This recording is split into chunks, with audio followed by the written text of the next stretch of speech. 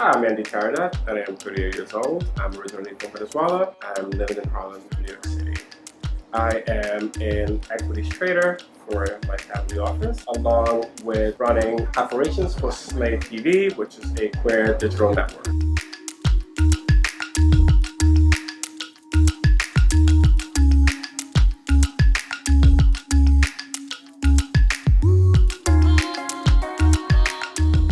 My name is James Felton Keith. I'm 35 years old. I live in Harlem, Manhattan, New York. I'm a co-founder at Slay TV. I'm an engineer, but I spend the majority of my time studying the culture of organizations. My specialty is the ethnography of technology.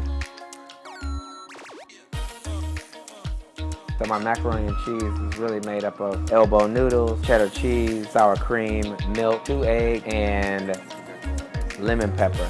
The lemon pepper and the sour cream make all the difference. The word queer is interesting, to me. We use it at work. We use it at Slay TV. We call ourselves a queer media network. It makes me think about, my first experiences with being queer. I really relate to the word because it feels and sounds like freedom. When I think about my history, I knew that I was queer or homosexual or bisexual, which I identify as bi, at a very early age, before I realized that I was black. Before somebody told me, you are the black guy in the room, I understood that I liked the girls and the boys in the room. And my life has been a struggle with that for 30 years after that point in time. And it's only been the past 5 years or so that I've come to grips with being completely me.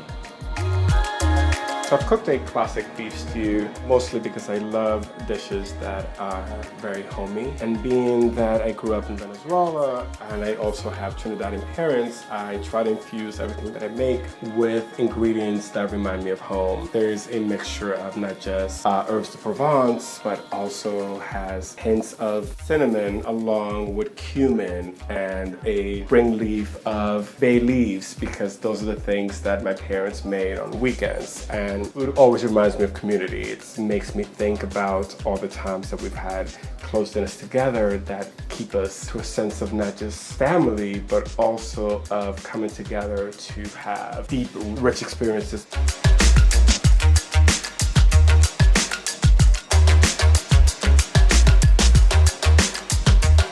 I'm a queer man. I am a gay man who is attracted to another man. I'm same gender loving, but I believe that queerness is a better representation of the spectrum of desire.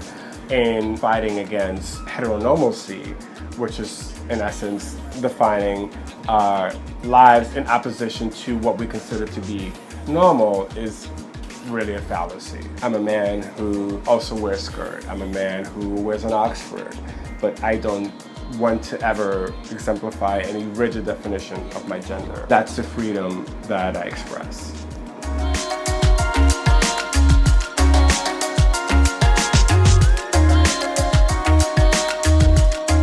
When we met, one of the things that really was exciting and kinetic between us is sharing dishes. We would prepare a dish, and then he would try to figure out what we pair with that dish, and then he would create something and do a spin of it. And I love the notion of having the ability to experience like his Americana, and for him to see like not just the breadth of what he considers to be West Indian food, but also like what things that I'm preparing, what they signify to me.